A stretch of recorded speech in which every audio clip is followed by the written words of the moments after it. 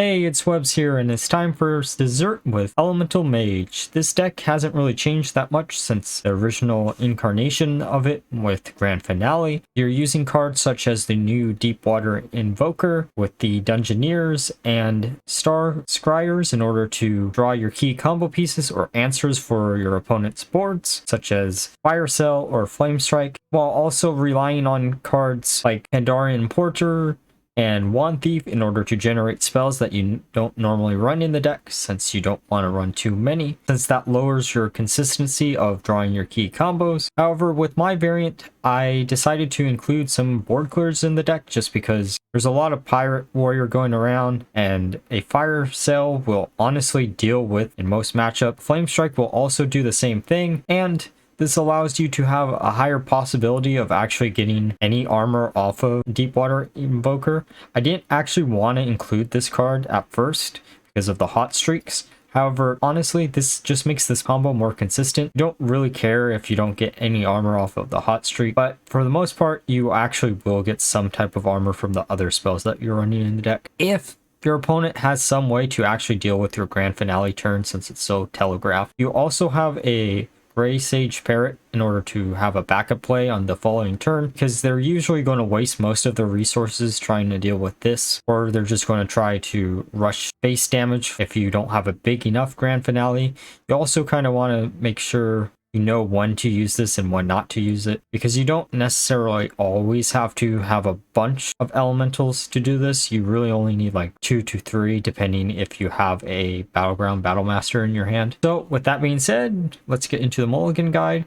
You usually want to keep cards that will draw your spells out of your deck in your opening hand. If you have Hot Streak in your opening hand and somehow have Deepwater Evoker in your opening hand also, keep the Hot Streak, just because you don't want to draw a hot streak off of the Evoker. However, you usually don't want to keep Deepwater and Evoker in your opening hand. If you have to choose between the cards that draw you spells out of your deck, you usually want to keep the Frostweave Dungeoneers or the Star Scryers in your opening hand. You also want to keep a card such as the Pandaren Porters, because this might give you some type of answer that you don't actually have in your deck. Or if you're in an aggro matchup with a bunch of minions, always keep a Fire Cell in your opening hand. And besides that, the Convection Cyclones are a really good elemental to have in your opening hand. You can play this on turn 2 and just have the 2 elementals for later. You don't actually need to save this for the turn right before you're about to do your Grand Finale. Also, be warned, if you do play a bunch of minions and your opponent doesn't clear out your board or doesn't have any minions on board and you're trying to set up a Grand Finale, you can screw yourself out of being able to actually use Grand Finale on the following turn just because of the fact you have an entire full board. So you have to find this good mix between having enough elementals on board where it's a big enough threat and not too many. With that all being said, let's get into the games. Alright, time for game 1 against Warrior. Probably going to be questline because it always is. This opening hand actually is pretty good, to be honest. Yeah, just going to keep the entire thing. Drawing into a Star Scryer, which is good. Just going to play the Star Scryer because they can't deal with it on this turn, and might as well. Now, we have a few choices, but the best choice is playing the Pandaren Porter and getting a first flame.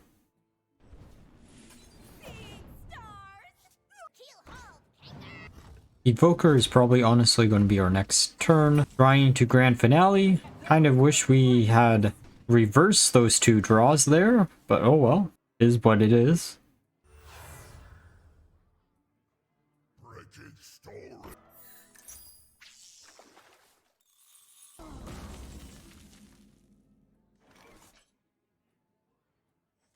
Going to play a bunch of elementals this turn. And then next turn, we can just use Grand Finale. We're going to play a taunt up, which is perfectly fine. And they're actually making our jobs a lot easier and killing all of our elementals. Except for one, I guess. But here's our Grand Finale, and there's honestly nothing they can do here. How does it feel, Warrior, for there to be nothing you can do except have a brawl? But who runs brawl in Questline Warrior? Actually, don't answer that question. I know who runs Brawl and Questline Warrior, and the answer is A, me, B, I've ran into plenty warriors running Brawl and Questline, sadly.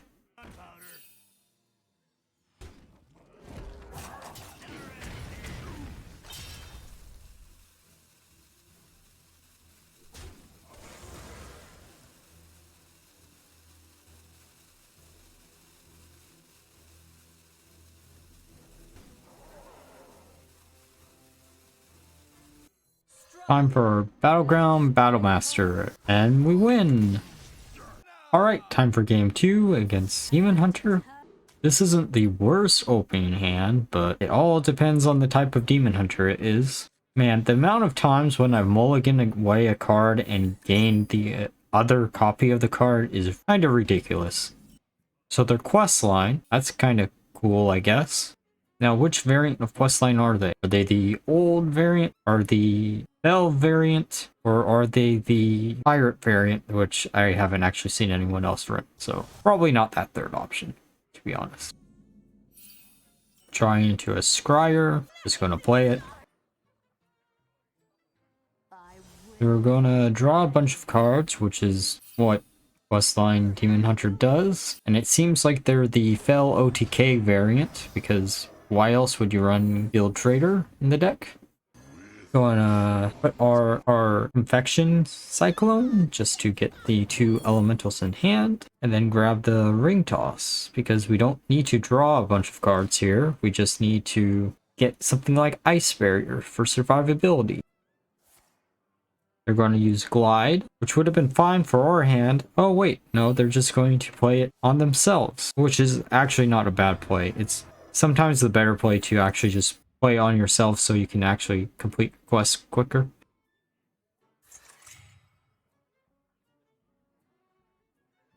Trying to hot streak and our grand finale. Too bad it's a turn too early since we will have to actually coin it out, which is what I'm probably honestly thinking here, where I could play both elementals in my hand and then play the grand finale on the next turn after I coined it out. But I decided to go for Ring Toss just because I didn't know if they were actually OTK or not. I assumed they were, and I'd rather have the Ice Barrier triggered before they can actually get their combo off. Now, there is a problem, though, in this matchup. They are the one deck that can actually deal with the grand finale. However, if they do want to, they lose out on their OTK, which means they just lose the game, depending on if they're running some pirates in the deck to have an alternate win strategy. But I'm assuming they're not going to.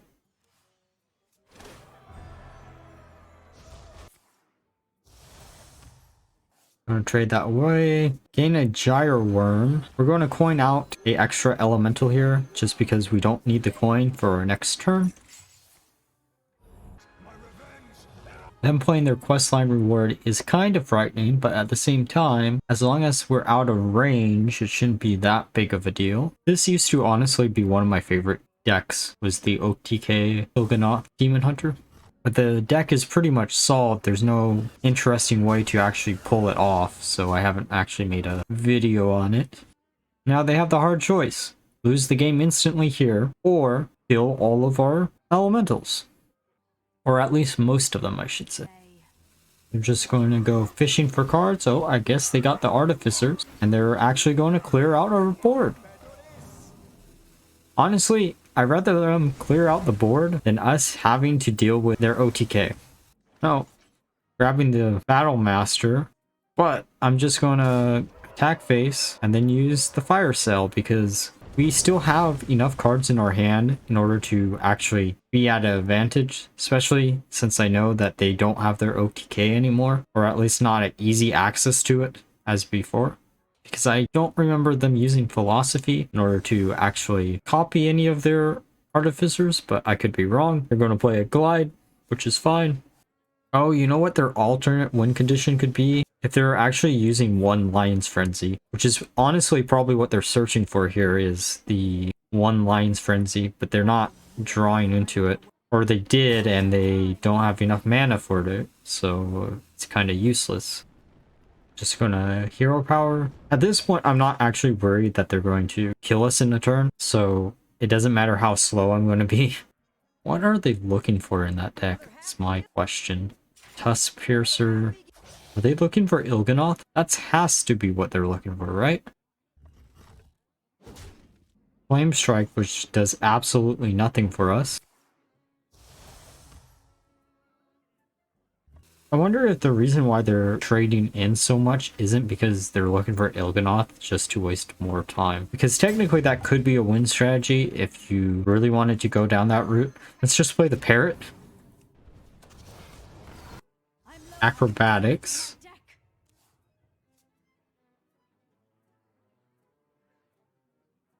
So they had the Il'gynoth, so they had to just be wasting time with the tradable, I guess. Got it all. Potions, flasks, BOE, I got it all. Got this.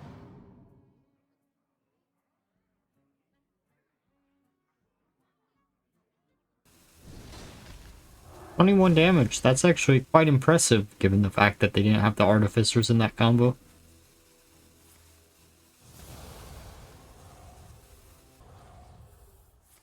That was actually a lot closer of a game than I actually remembered.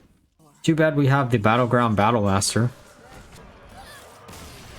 Alright, now that we're through the games, let's discuss how well the deck did and why I built the deck the way I did. The deck actually performed surprisingly well. After all the bad time that I had the previous day of testing out Big Spell Mage, which was a complete disaster, it was pretty cool to see that I could produce a deck that actually solves the issue of Big Spell Mage at the current moment, where it has no type of big win condition in order to consistently win. Grand Finale surprisingly actually fits pretty well into the deck. You would assume that Gray Sage Parrot would not be a good card to include in this style of deck. However, this allowed you to have some type of surprise factor once facing an opponent who could actually deal with your Grand Finale turn, or if you kind of screwed up and you didn't clear out enough of your minions previous turn for your Grand Finale, it could serve as a way to just have a third copy of it without running more spells in the deck. The key behind Elemental Mage really is trying to figure out the correct balance between having enough answers in your deck, or cards that generate answers, along with how many elementals you are running in the deck, and how many cards that you're actually running to draw into your big combo pieces. This ended up being a good balance between those three types of cards. It's kind of awkward to only have one Wand Thief and only one Gray Parrot, but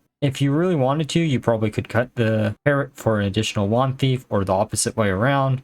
I just didn't want to include a additional large cost minion in the deck. Or if you want to cut the Gray Sage Parrot, add another Battlemaster into the deck just so you can use and win the game. Cards like Fire Cell and Flame Strike were just necessary to include in the deck, even if it lowered the consistency of drawing into your combo pieces of Hot Streak and Grand Finale from your draw cards, just because there's too many minion based decks, ironically, after people complained with no minion based decks existing running around, for you not to run some type of answer directly in the deck. For similar reasons, you're running Explosive Sheep in the deck. It's a 4 cost worse Fire Cell, which requires you to hero power your own Explosive Sheep in order to just do 2 damage, but you still want to have this as a possibility since there are enough aggro decks running around where 2 damage to all minions is still a good card to just put down. You can also use your Broomsticks in order to rush this out and just do 2 damage to the entire board.